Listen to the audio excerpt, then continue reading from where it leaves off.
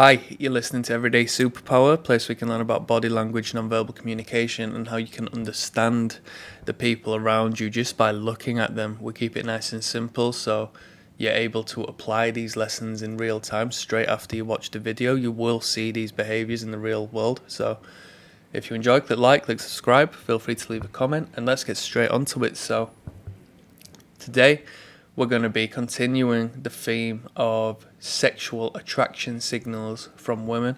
And what we're going to be talking about is autoerotic touch, aka self-touching. Alright, now the world of self-touching in body language is very vast. So you need to be able to observe and correctly pinpoint what the touch means and whether it is an indication of erotic touch. Right, so our subconscious mind works outside of our conscious awareness, and that means that we don't necessarily consciously create these behaviors and gestures. Well, what does that mean? It means that you still choose to do it to some degree, but you don't think in your head that you're going to do it. So it works outside of the awareness of the voice in our heads, okay? So as an example, when I get quite stressed, yeah, I might not pick up on the fact I'm so stressed, but my body knows and my mind knows that something's going on, and I'll start picking at my fingernails, alright?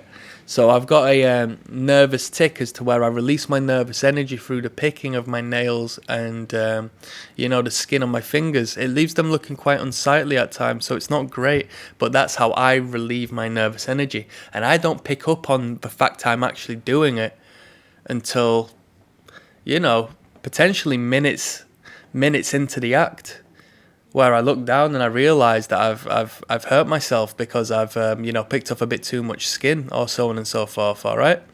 So when an individual touches themselves in such a manner we're going to talk about, they haven't really chosen to do it. They're just doing it because it feels right in the moment, or their body is telling them to do so in order to fight off the stress and in order to relieve the itch they're feeling, right? They're not consciously thinking, I'm going to send an indication that I'm sexually aroused, or they might not even consciously acknowledge that I am sexually aroused, all right? But their biological hardwiring is reacting to whatever it's reacting, whether it be a thought in the mind or whether it be the person in front of them. They are reacting in a way as to where they need to, stimulate themselves, because that's what the mind wants them to do. They want them to prepare themselves and feel that touch. All right? So we call this self-touching, autoerotic touch. Our minds get our bodies to act out our secret desires, okay? And so it is with self-touching, right?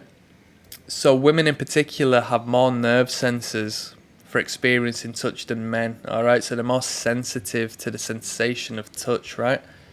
So when you're speaking to a woman slowly and deeply, and you're looking at her in the eye and you're conveying what you think of her, she might start to slowly, sensually stroke a sexual area, such as the side of her neck can be common, such as you see in the picture in front of you. Perhaps that's a little bit verging on the shoulder, but the point still stands, right? It's a slow, erotic, sensual touch. It's not an itch. It's not a rubbing. It's not. Now this is thing, because you need to sort of devise as to whether this is sexual or purely nervous. So if I'm speaking to someone, I'm just coming across as a complete creep, right? She might be looking at me thinking, ooh, this guy gives me the heebie-jeebies, and she might be like self-pacifying, because as we know, right, self-soothing behaviors come through self-touch. So when an individual touches themselves, what it does is it sends a surge of hormones to the brain, all right? So you touch your own nerve endings in order to send positive hormones, feel-good hormones to the brain, and in which reacts against the stress you're currently feeling, okay? So this still works that way. It's still self-soothing. It still sends feel-good hormones to the brain, but there's a different purpose as to why it happened. It's not in reaction to the stress of discomfort. It's in reaction to the stress of sexual tension. All right? So a woman could sexually touch the neck, the throat area, which is a very submissive area, or the thigh. Potentially the wrist as well. A slow rubbing of the wrist. You know, so slight that it could be outside of both parties' awareness. Alright? Because that thumb can move ever so slightly, but it means ever so much. Alright? And what it does is it lets that subconscious mind feel what it wants to feel, and that's her looking at you thinking, I want you to be doing this to me, okay?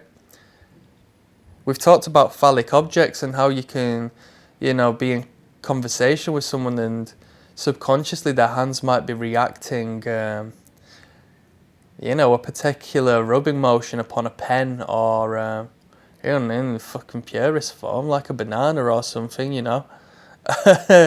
You know, rubbing up and down outside of their own mind, and you can clock onto that and think, wow, what's she doing there? But you don't even know about it. That's a subconscious mind showing you externally, projecting what she really wants to do, and you should take it very seriously, alright? So the hands illustrate what the mind desires. There's an indirect seeping of unconscious behaviour there. Alright, and if you see this on a date and so forth, if you hadn't picked up prior to this moment, you should know that you're in this person's good books. Okay? So, just to re-clarify and just to set another example, let's say when we, you know, so we speak about when a woman sucks on a pen or puts her thumb to her mouth, potentially, to represent the mother's breast, or when a person who's uncomfortable holds their own hand to regress. Well, the sucking of the pen represents the sucking on the mother's breast. As a child, it brings comfort. Such as the holding of the hand, it regresses to that childlike state as to where they might hold the hand of a grown-up and feel safety and security in that. And that's linked now into, you know, linked and anchored into the mind, into a particular state. So when we talk about, you know, let's say me, for example, I might have had a traumatic experience, right? I've been beaten up in the street once, okay? So when I think back to being beaten up in the street, them emotions linked to that scenario, when I walk in that particular area, the emotions linked to that scenario come flooding back into my mind, because the emotions and the memories and the experience are all linked, all right? So if you were to think back to a particular, you know, emotionally charged time and just purely think about the scene and think about what you witnessed, you will feel the emotion that came alongside that. So they sort of anchor together, right? They glue on together. So these behaviours are symbolic of, you know, interpersonal connection, and when this individual starts rubbing themselves in front of you, that's them enacting how their brain is feeling. They want that self-touch. They crave it so much that they're giving it to themselves. They're reenacting that feeling in a state of lust towards you, all right? So just to re-clarify, we've been talking about autoerotic touch, sexual self-touching, okay? Our bodies will act out how we feel, and the woman isn't going to choose to consciously sit there rubbing herself in a sexual manner. It will come subconsciously. When she looks at someone she finds sexually appealing, when she's aroused generally. Alright? Pay attention to the wrists, pay attention to the neck, pay attention to the throat, pay attention to, you know, the tops of the arms, as long as it's slow and sensual and it is a enactment of how you think she feels she wants to be touched. I hope this has been of benefit. If you thought so, please feel free to click like, click subscribe, leave a comment. Till next time, goodbye.